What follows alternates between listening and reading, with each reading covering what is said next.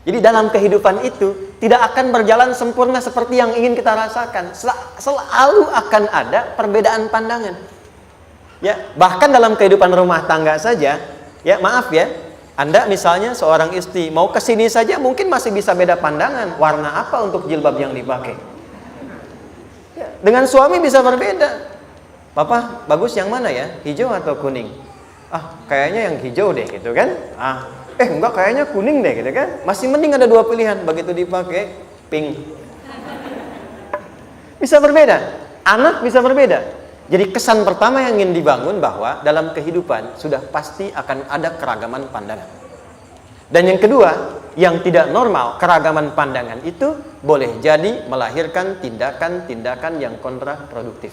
Mungkin akan mendapatkan celaan. Allah dicela. Malaikat dicela. Rasul dicela, Nabi dicela, sahabat dicela, tabi'in dicela, ulama dicela. Kita siapa yang mungkin belum menjadi bagian dari orang-orang itu dan ingin bebas dari celaan? Itu mustahil. Jelas sampai sini? Jadi kalau mendapatkan celaan, berbahagialah, berarti kehidupan kita normal. Jelas? Pernah mendapatkan celaan dalam hidup? Halo? Pernah disoal oleh orang lain? Pernah direndahkan oleh orang lain? Nah, Allah tuh memberi kesan kepada kita, jangankan engkau, Rasul yang paling mulia saja pernah mendapati itu. Tapi bagaimana seni mendapatkan ketahanan sehingga dalam dicela pun tetap tenang. Dalam disoal pun tetap hatinya nyaman. Karena ketenangan itu yang membawa pikiran tenang dan tindakan yang terukur. Dan kadang-kadang ketenangan itu lebih penting bahkan dibandingkan dengan harta yang berlimpah. Seringkali saya berikan perbandingan dari sejak dulu kita belajar kan. Coba pilih mana? Saya yakin masih konsisten. Pilih mana? Kaya tapi gelisah atau miskin tapi tenang. Tidak boleh ada pilihan ketiga, saya tahu itu. Kaya tapi gelisah atau miskin tapi tenang. Pilih mana? Ya, saya tahu kan. Kaya tapi tenang. Oke, di fase ini wahyu belum turun. Nabi sudah ngajar, turun wahyu, turun al-ala, turun beberapa surah. Tiba-tiba ada masa jeda, wahyu belum turun. Sepekan belum turun, sebulan belum turun. Disitulah muncul seakan ada amunisi bagi orang-orang yang tidak senang dengan Nabi, tidak senang dengan ajakan Nabi pada kebaikan. Ini poin yang kedua. Kalau Anda berbuat baik, pasti ada tantangan. Ingat ya, kalau Anda berbuat baik, apapun itu, pasti ada tantangan. Yang menguji konsistensi kebaikan itu apakah serius untuk dilakukan atau tidak. Maka mulai muncul tuduhan. Lihatlah Muhammad dari tinggalkan sama Tuhannya. Itu Muhammad udah gila tuh, naik turun bukit, naik turun lagi, kayak orang bengong. Muhammad udah ada beban di pundaknya. Jangankan umatnya, Rasulnya saja yang mengklaim Rasul punya masalah katanya, ya kan? Dan ditinggalkan Tuhannya, kok masih mau ikut Muhammad? Maka dalam keadaan itulah kemudian ditunggu, naik turun, turunlah kemudian dua surah sekaligus, surah 93, surah 94, yaitu surah Ad-Duha dan Al-Insyirah.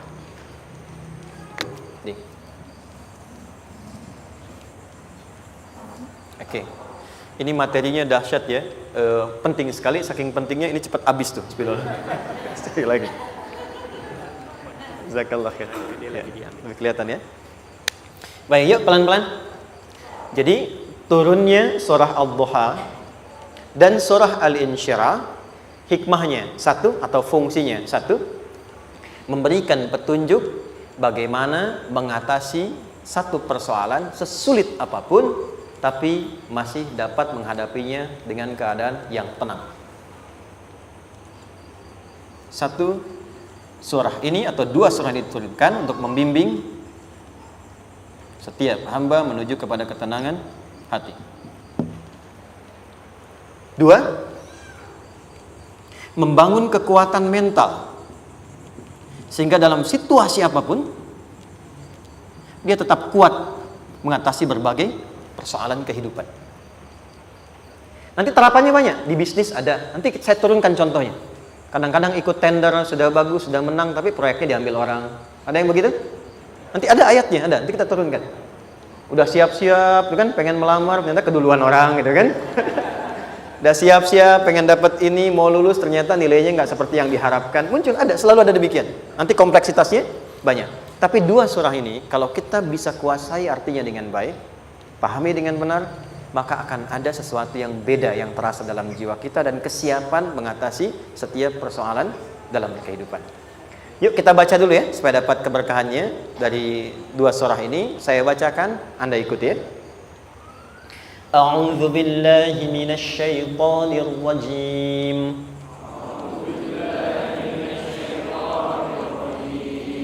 Bismillahirrahmanirrahim. Wadduha والليل إذا سجى ما ودعك ربك وما قلى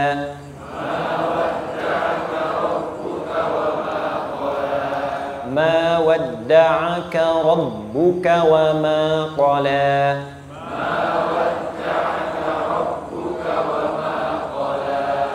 وللآخرة خير لك من الأولى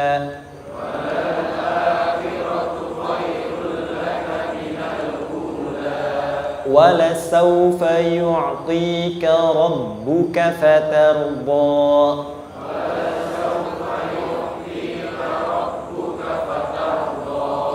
ألم يجدك يتيما فآوى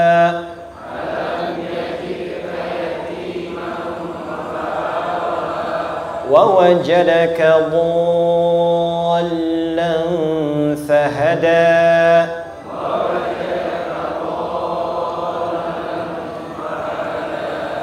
ووجدك عائلا فأغنى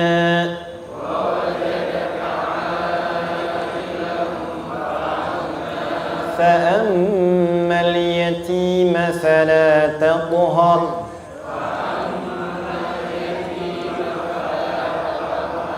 وأما السائل فلا تنهر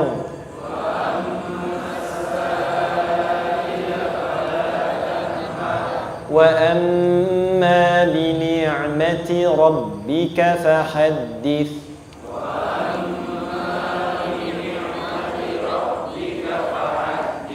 Baik, satu surah dulu, alhamdulillah. Izin saya bacakan tadi untuk diikuti supaya setidaknya kalau kita pulang dan ditanya bagaimana hidupmu engkau jalani, seperti apa engkau berinteraksi dengan Quran yang telah aku turunkan, maka kita pernah menjawab, ya Allah kami pernah bacakan itu. Jangan pernah kita berkehidupan sampai wafat dan tidak pernah berinteraksi dengan Quran walaupun sekedar membacanya. Wadduha, aku bersumpah, setiap huruf waw yang berada di awal kalimat di satu surah itu makna utamanya berarti sumpah. Ya, qasam, sumpah. Seringkali diartikan demi, ya. Wal asri, demi masa. Wal fajri, demi waktu fajar. Wal laili, demi malam. Intinya sumpah. Sebentar, pelan-pelan. Kalau Allah menyampaikan sesuatu kepada kita, yakin tidak? Saya ulang, yakin tidak? Serius? Hah? Kalau yakin, kenapa tidak dilakukan? Ya, itu pertanyaan besar ya. Baik, kalau Allah menyampaikan, tidak bersumpah pun harusnya kita yakin. Tapi kalau Allah bersumpah dalam kaidah ilmu tafsir, berarti ada sesuatu yang sangat penting, yang saking pentingnya akan sangat dibutuhkan oleh setiap hamba, sehingga diminta setiap hamba itu fokus menyimak apa yang mau disampaikan. Bahkan saking pentingnya menyimak itu, Allah bersumpah. Jelas?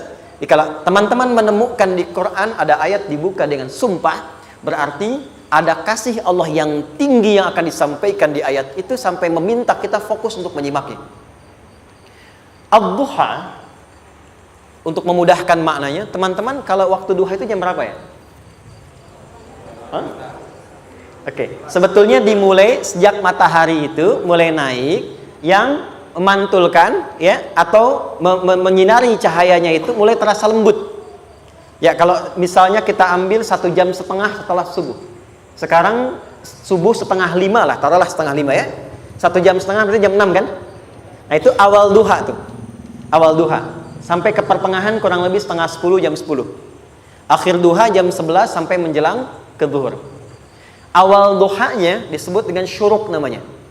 Syuruk. Jadi syuruk itu awal duha. Kalau sudah jam 6 ada cahaya matahari ya.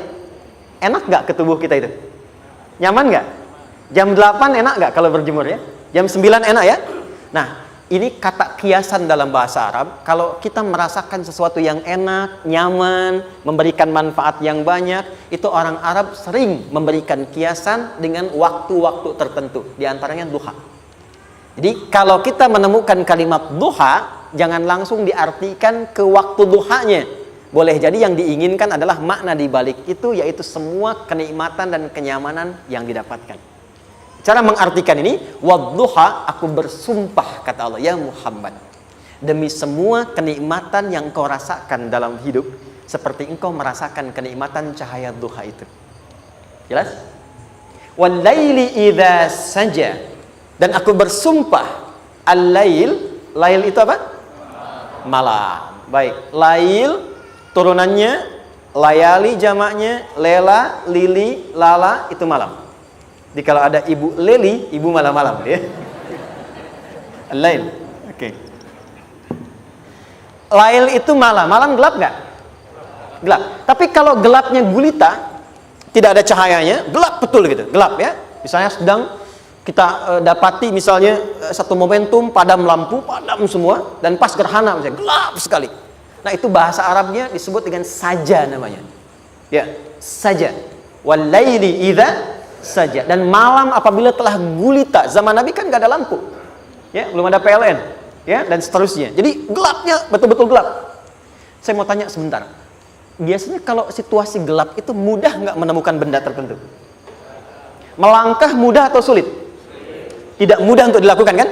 Dalam bahasa Arab, kalau kita ingin mengungkapkan satu kegamangan yang luar biasa, sampai kita merasakan gelap dan sulit melangkah.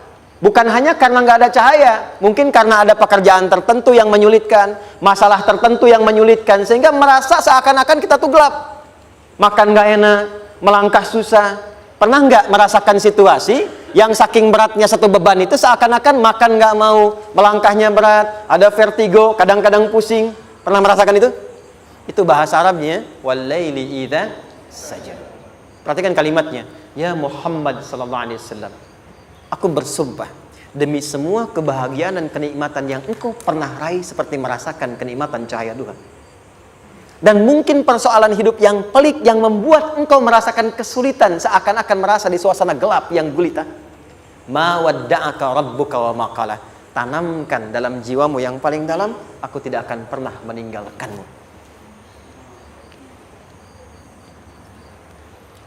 Ada suami pulang dari pekerjaan, mendapati istri sedang termenung dan mengalir air matanya. Tiba-tiba suaminya datang mengatakan, hangat sekali pada istrinya, di sampingnya, membelainya dan mengatakan, "Ma, demi semua suka yang pernah kita lalui bersama, dan demi duka yang mengalirkan air matamu saat ini pun, tanamkan dalam hatimu yang paling dalam, Papa akan selalu bersama Mama dalam setiap situasi itu." Kira-kira para ibu merasakan itu bagaimana perasaannya? Masa sih? Tapi itu menarik loh. Menarik ya. Jadi kalau teman-teman ngaji surat Yusuf, di surat Yusuf itu laki-laki diilustrasikan dengan matahari, perempuan diilustrasikan dengan rembulan. Ya? Inni ra'aitu ahada asyara kaukaba wasyamsa wal qamara ra'aituhum li sajidin. Ayah, aku melihat bulan dan matahari serta 11 gemintang sujud hormat kepadaku. Jadi matahari diartikan itu sebagai laki-laki, suami, ayah. Kenapa disebut matahari? Diilustrasikannya, matahari itu kan menyengat dengan kuat. Kalau kita menjemur, mengeringkan pakaian, melindungi. Tipikal suami itu melindungi. Ada yang ganggu istri, sengat dengan kuat. Ada air mata yang mengalir, hei, keringkan itu sehingga tidak larut air mata mengalir di pipinya. Itu matahari. Sebaliknya rembulan. Rembulan itu kan enak dipandang, bukan bulannya ya, bukan bulannya. Kalau bulannya kan desainnya nggak sempurna baik terlihat, tapi cahaya rembulannya. tampil dengan indah, tampil dengan baik, enak dipandang, menenangkan, dan tidak tertukar. Jangan sampai ada istri jadi matahari, suami jadi rembulan. Jelas ya? Dengan kekuatan bulan aku menghukummu, ya kan? Itu salah. Oke. Tahan sampai sini, tahan. Lihat baik-baik. Saya berhenti sampai sini dulu. Kalau di Quran ada ayat menyebutkan, tidak spesifik orang yang disebutkan dan kapan kejadiannya, maka peristiwa itu akan terjadi dan dialami oleh kemungkinan generasi berbeda di setiap masa dengan tokoh berbeda tapi perasaan yang serupa. Sebaliknya, kalau disebutkan namanya, jelas identitasnya, kapan kejadiannya, maka peristiwa itu hanya akan menimpa orang tersebut dan tidak akan dialami lagi orang lain setelahnya. Saya tanya dulu yang akhwat, yang perempuan, kenal Maryam? Kenal, bagus. Kenal di mana? Maryam anaknya Imran, mengandung, melahirkan Isa alaihissalam, Yesus Mesias, tanpa disentuh laki-laki manapun. Dan di Quran identitasnya disebutkan langsung, Maryam binti Imran, wa Maryam ibnata Imran. Ini menunjukkan kesan bahwa yang mengandung dan melahirkan tanpa disentuh laki-laki manapun, itu hanya Maryam anaknya Imran. Ingat ya, mengandung melahirkan tanpa disentuh laki-laki manapun, bukan mengandung melahirkan tanpa suami. Kalau itu banyak dia, ya, mengandung melahirkan tanpa disentuh laki-laki manapun, hanya Maryam binti Imran. Tapi kalau nggak disebutkan siapa orangnya, kapan kejadiannya, tidak detail disebutkan, ini artinya situasi itu akan dialami kembali oleh orang di masa depan dengan generasi yang berbeda tapi substansi yang sama. Pertanyaannya, pernahkah kita mengalami situasi yang sulit sampai seakan merasa gelap?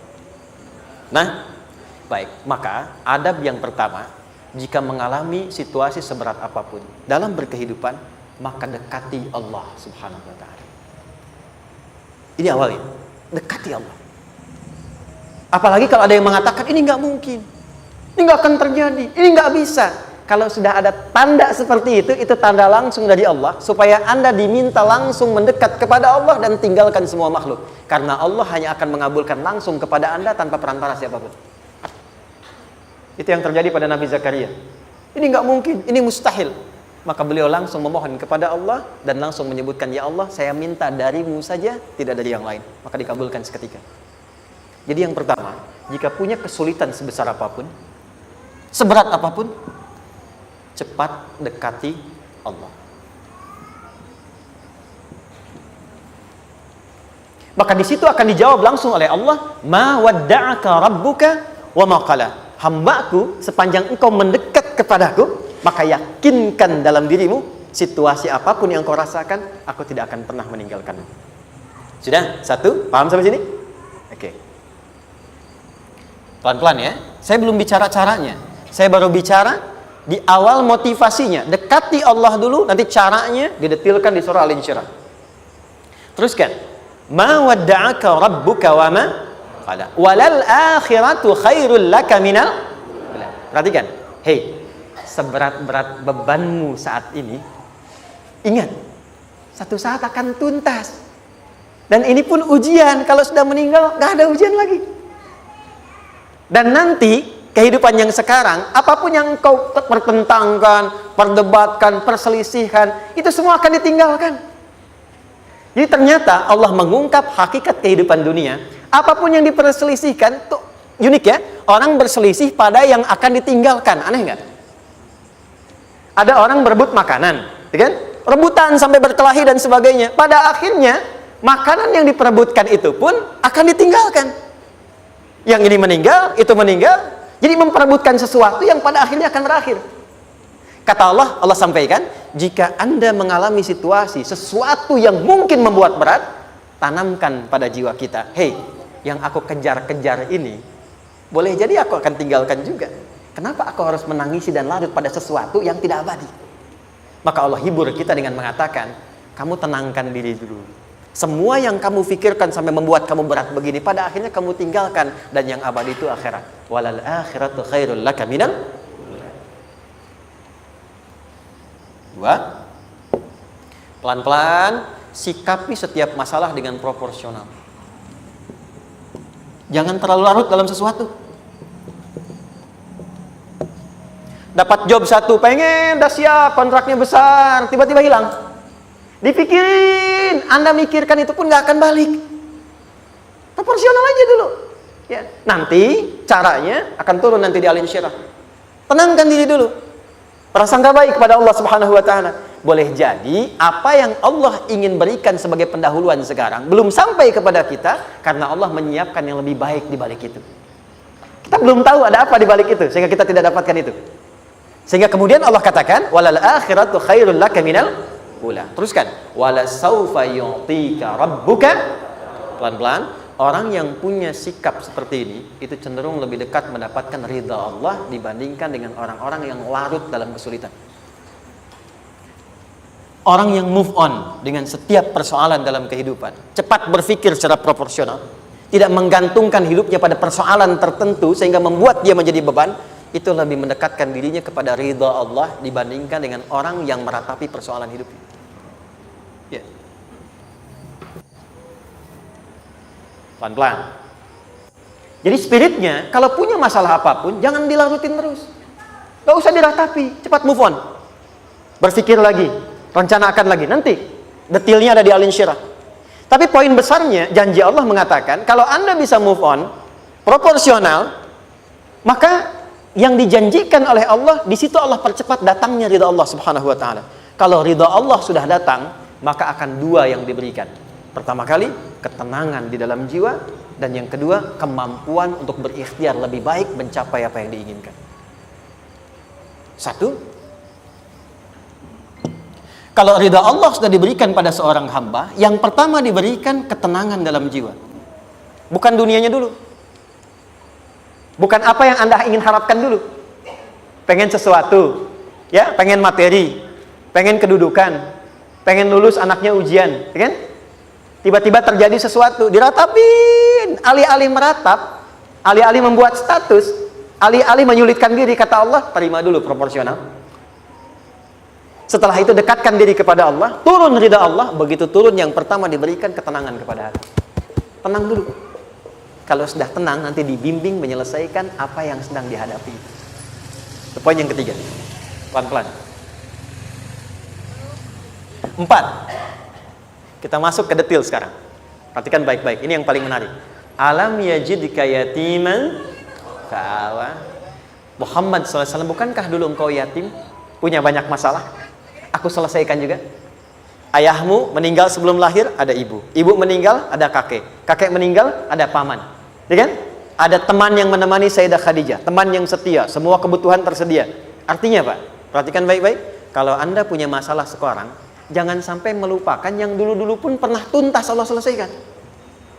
Jadi kalau sekarang sedang punya persoalan, jangan sampai satu masalah ini membuat Anda kehilangan harapan dan kehidupan.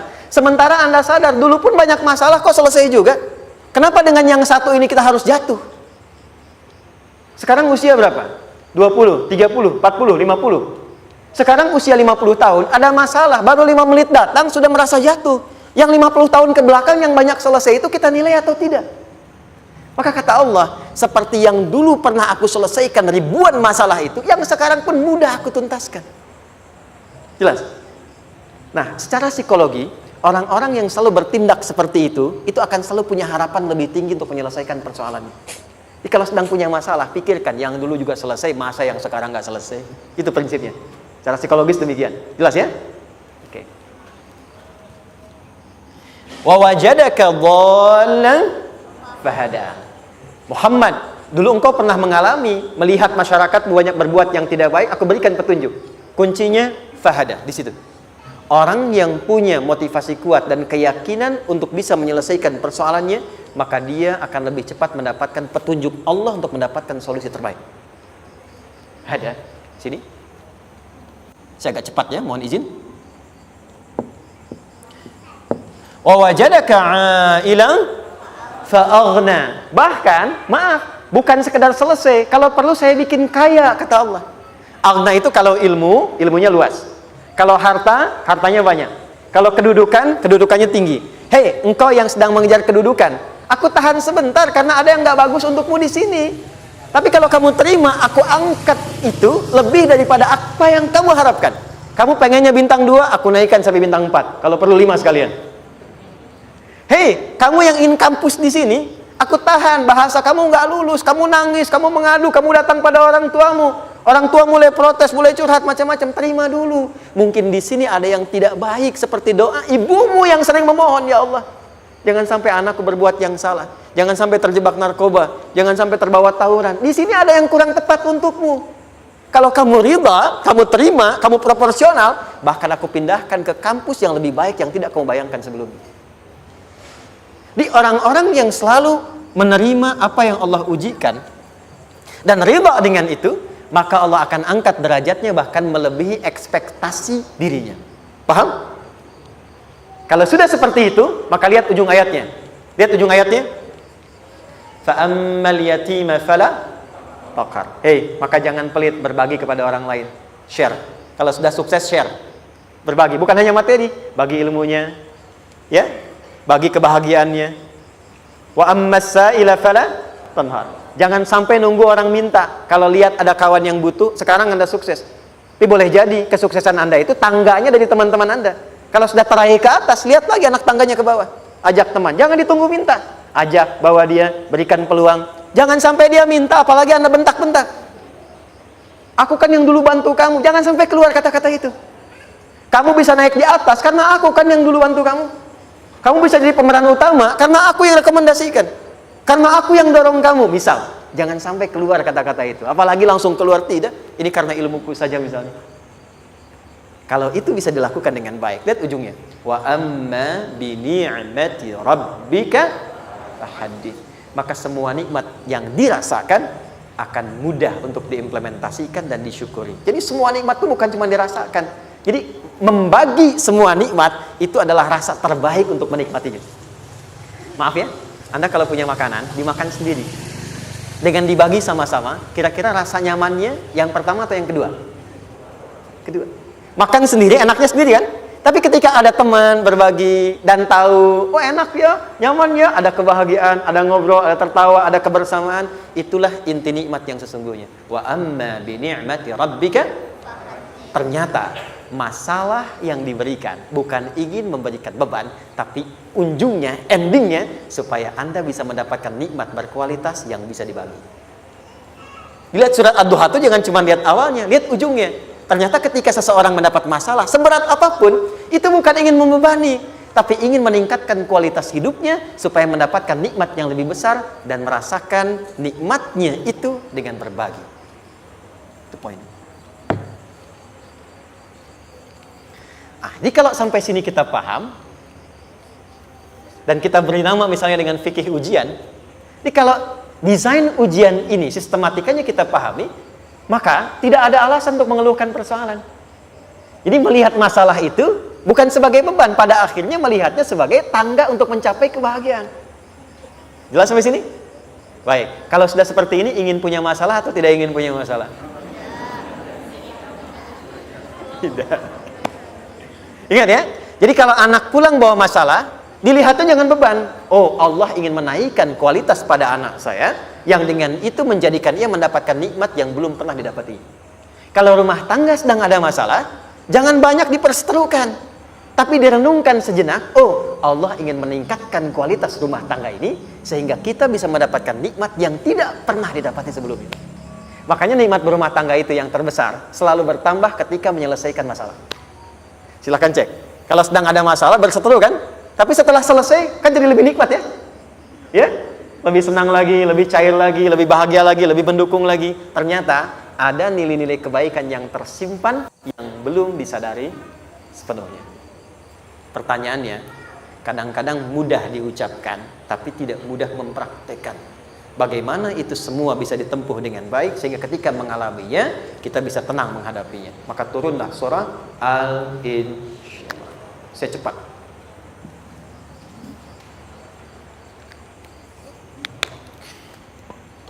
Teman-teman, ini apa?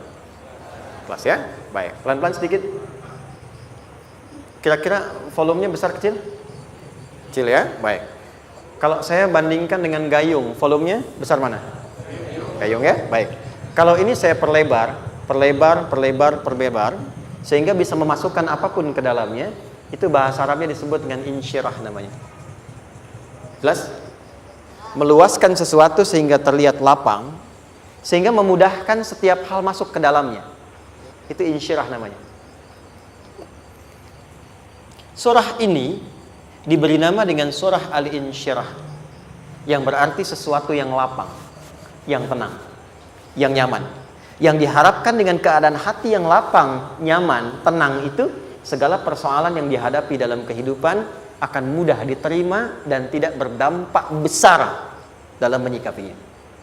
Maka bagaimana kemudian Allah memberikan turunan-turunan petunjuk supaya apa yang diharapkan ini bisa tercapai? Satu, izin mengilustrasikan. Saya kasih cerita sebentar. Ada seorang anak muda, kisah ini sangat viral, hampir setiap kita bisa mendapatinya. Datang kepada seorang kakek tua di sisi danau yang jernih sekali airnya. Dia berkeluh kesah tentang persoalannya. Dia katakan, saya punya masalah begini. Berat sekali terasanya. Kakek itu kemudian permisi, dia hanya membawa 2 genggam garam. Kemudian beliau bawa 1 gelas, ilustrasinya seperti ini. Dimasukkanlah kemudian garam itu ke gelas itu. Lalu diambil 1 gelas air yang jernih tadi dengan garam segenggam. Kata beliau, minum.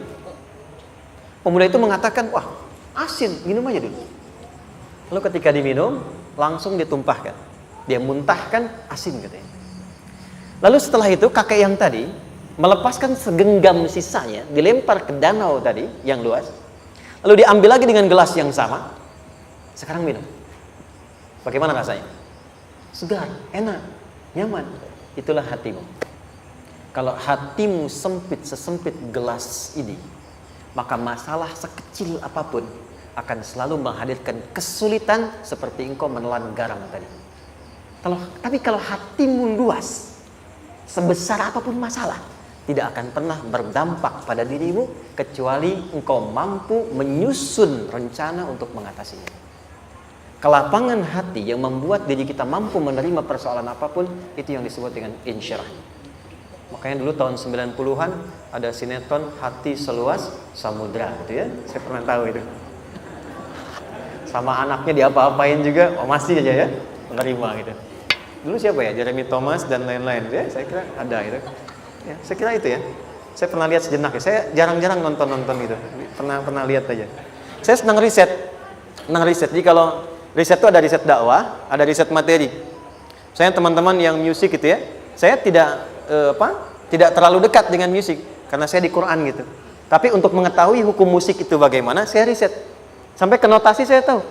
C D F G A B C D F G D F G A B C D A B C D F G A F G A B C D E B C D E F G A B C D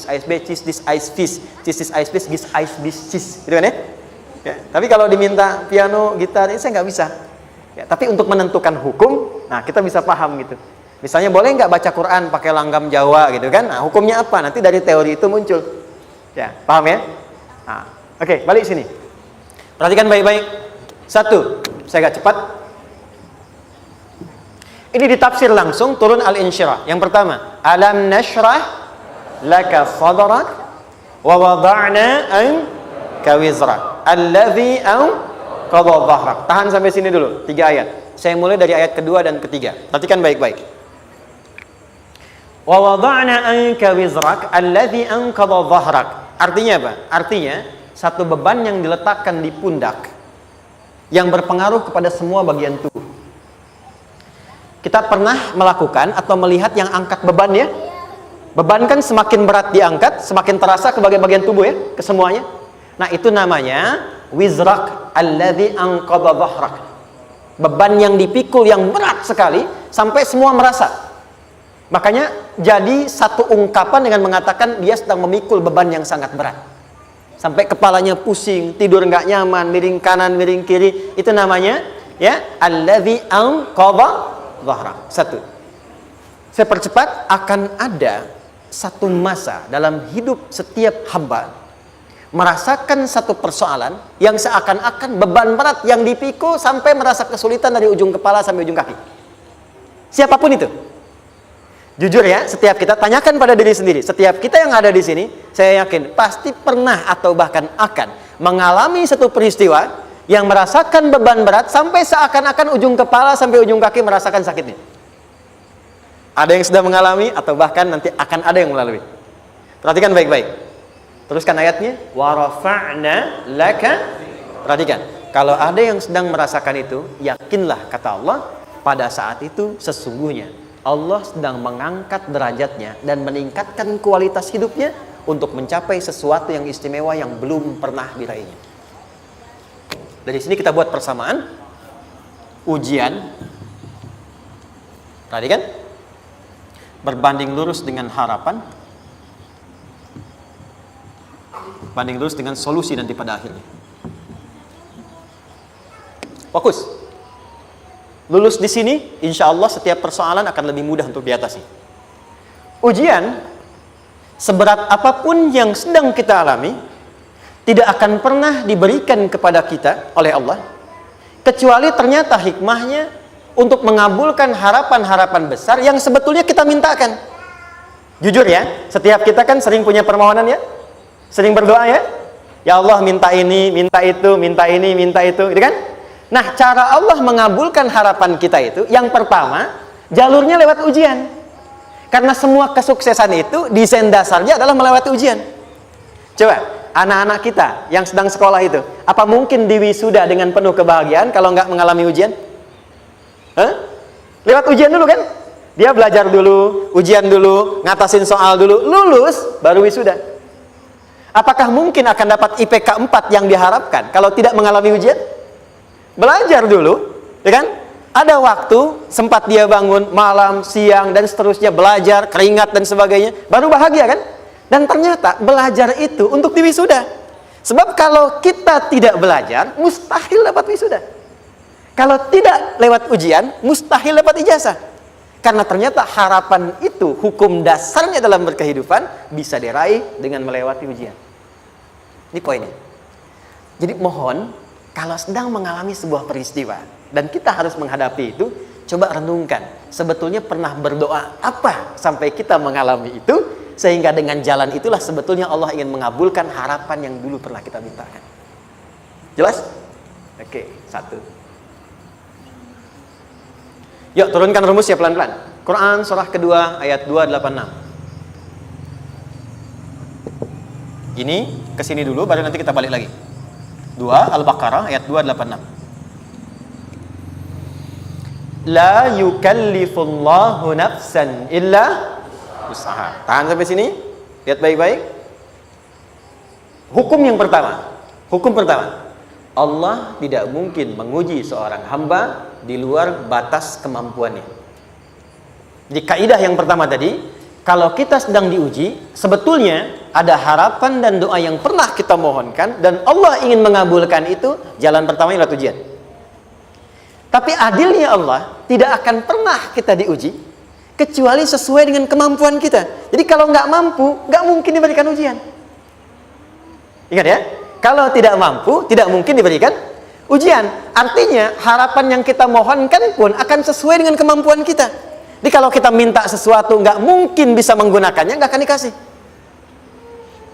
Nah, balik ke sini untuk memberikan ketenangan kepada hati kita. Kalau sedang menerima persoalan, setelah kita mengatakan, oh ini mungkin ada harapan yang ingin saya dapatkan, jalannya lewat sini. Untuk memberikan ketenangan kepada hati, begitu persoalannya tiba, langsung katakan pada diri kita, saya pasti bisa menjalaninya. Mustahil saya diuji kalau nggak mampu menjalaninya. Itu bahasa singkatnya. Ingat ya, kalau ingin mudah menyelesaikan persoalan, kata Quran, setiap ada ujian, langsung katakan pada hati kita, insya Allah bisa. Nggak mungkin saya diuji kalau saya nggak sanggup. Jelas? Dan tanamkan itu pada hati yang paling dalam. Ini nggak mudah. Kalau cuma disimpan di pikiran, jadi beban. Tapi kalau Anda tanamkan dalam hati, seberat apapun masalahnya, pasti saya sanggup, pasti saya bisa. Pernah lihat dulu ada acara 90-an Benteng Hattori? Oke? Benteng Takeshi ya? Takeshi ya, gitu kan, artinya kan bisa jawab ya. Saya tahu Ninja Hattori mendaki gunung, lewati lembah, ya tahu ya. Son Goku, Songgohan, saya tahu itu. Son Goku, Kamehameha, Piccolo itu, yang nulisnya Suzuki Watanabe, saya tahu itu. Benteng Hattori, balik lagi ya. Benteng Takeshi ya. Puncaknya kan main pakai itu kan, pakai tank ya dan sebagainya. Tapi pernah ingat gak satu episodenya itu? Begitu akan bertarung, kan selalu ada motivator di sampingnya itu mengatakan, ayo, kamu bisa, gitu kan? Dia nggak ngaji Quran tuh. Kita punya ayatnya. Pernah nggak? Buka lagi ya dulu ya.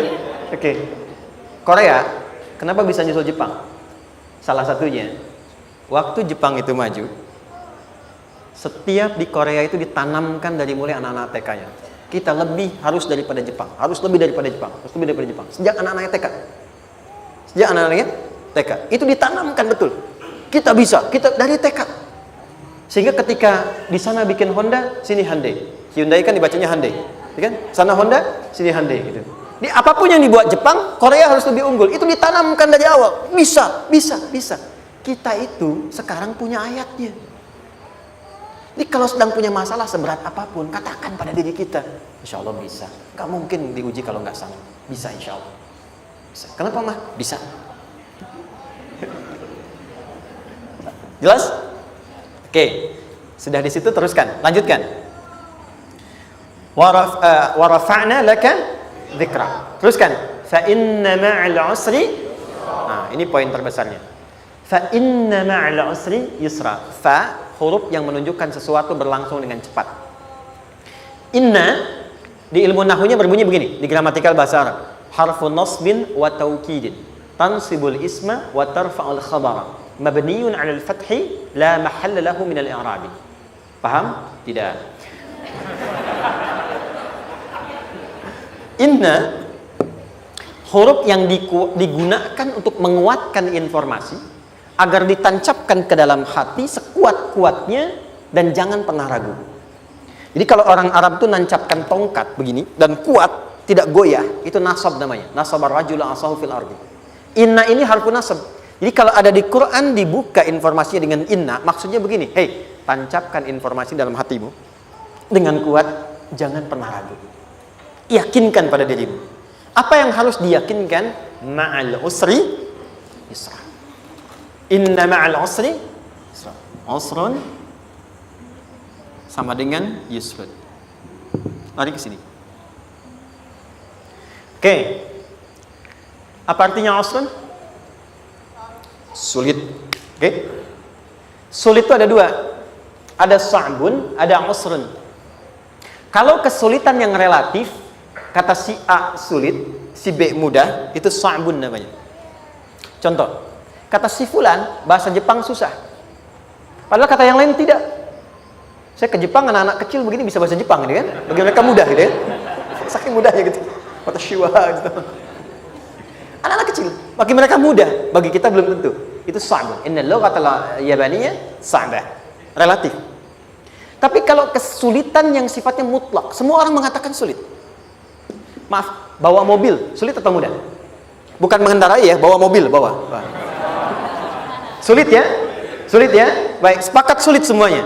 Nah, itu dalam bahasa Arab dikenal dengan usrun. Kesulitan yang semua sepakat bahwa itu susah. Sulit, semua sepakat. Dan ketika ada orang bicara, aku sedang punya masalah begini. Semua mengatakan, wah itu nggak mudah. Itu usrun namanya. Lawannya, kemudahan yang relatif disebut sahlun. Tapi kemudahan yang semua sepakat bahwa itu mudah, itu yusrun namanya. Mengangkat spidol, semua mengatakan mudah, ringan, itu yusrun namanya. Perhatikan, Allah tidak memasangkan sa'bun dengan sahlun, tapi memasangkan usrun dengan yusrun. Orang-orang yang punya keyakinan kuat, setiap persoalan itu akan selesai, dan dia mengatakan pada dirinya, aku bisa melewatinya, maka perhatikan kalimatnya kata Quran, inna ma'al usri yusran. Sesulit apapun masalah yang sedang dia alami, maka Allah akan datangkan solusi semudah-mudahnya yang bisa dia nikmati. Dengan kata lain, kalau kita bawa ke bahasa psikologi, kalau sedang menghadapi persoalan seberat apapun, selain kita mengatakan ini pasti bisa saya lalui, saya insya Allah sanggup mengatasinya, katakan pada diri kita, ini pasti selesai, pasti ada solusinya, pasti mudah. Katakan. Walaupun memang solusinya belum datang, tapi tenangkan pada diri kita dengan mengatakan inna ma'al usri yusra. Bahasa psikologinya, katakan pada diri kita ini pasti selesai. Nggak mungkin nggak selesai, pasti ada solusinya, pasti mudah. Itu lebih memberikan harapan pada diri kita untuk menuntaskan persoalan dibandingkan dengan meratapinya. Jelas? Teruskan. Fa inna ma'al usri. Kalau masih ragu kata Allah, katakan lagi sekali lagi. Sampai hati kita merasa nyaman. Jadi kalau sedang punya persoalan seberat apapun, tanamkan pada diri kita, pasti selesai. Belum nampak, insya Allah pasti selesai. Gak mungkin diuji kalau nggak ada solusi. Itu lebih memberikan harapan. Setelah itu, fa'idha faraghta, mitigasi masalahnya, mitigasi persoalannya. Tuliskan, ini masalahnya apa? Rumah tangga. Apa saja misalnya, dia ada suami, ada istri, ada anak-anak. Masalah ada di mana? Kadang-kadang benangnya jadi kusut karena satu-satu nggak segera diselesaikan. Maka kata Al-Quran, fa'idha faraghta, satu-satu mitigasi dulu. Satu masalah di sini, lihat di suami, lihat di istri. Kalau pekerjaan, masalahnya apa? Sebelum bercabang kemana-mana, petakan. Apakah rekanannya? Apakah relasinya? Apakah kemampuannya? Apakah manajerialnya? Apakah marketingnya? Mitigasi, kotaki semua, selesaikan satu-satu. Setelah itu, apa yang dilakukan? Wa ila rabbika, tawakal sepenuhnya kepada Allah untuk menentukan hasilnya. Tawakal itu yang paling mahal.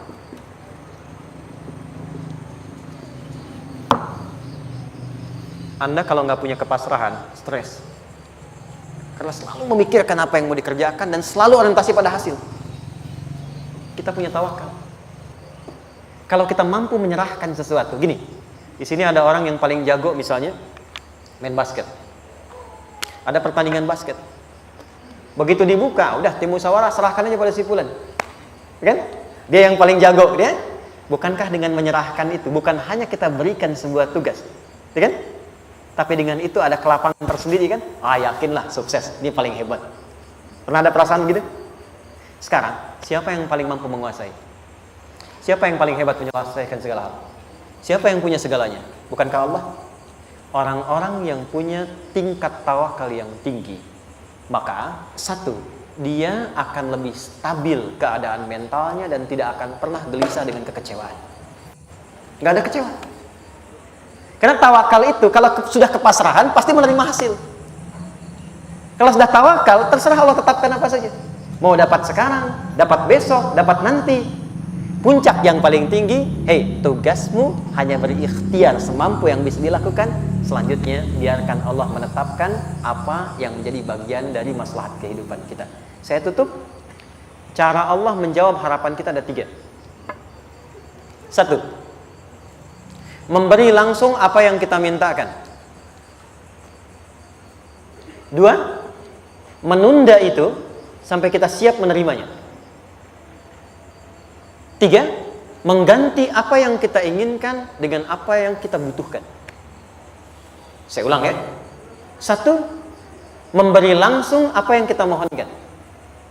Misal, ya Allah saya ingin A misalnya, anak saya pengen ke ITB. Tapi nggak mungkin tiba-tiba langsung masuk ITB kan? Pasti lewat ini dulu kan? Ada ujian dulu, ikut tes dan seterusnya diterima sesuai. 2. Kadang menunda sesuatu sampai dia sanggup menjalaninya. Anda punya anak usia 5 tahun, pengen diberikan motor. Anda mampu untuk memberi motor, dikasih nggak? Tidak. Sampai dia sanggup mengendarai motor, baru Anda berikan. Terkadang ada yang kita minta sekarang, tidak didapati sekarang. Tapi ternyata tahun depan kita dapat. Kita harus sadar bahwa anugerah yang kita dapatkan tahun depan itu sebetulnya adalah hasil doa kita di tahun ini.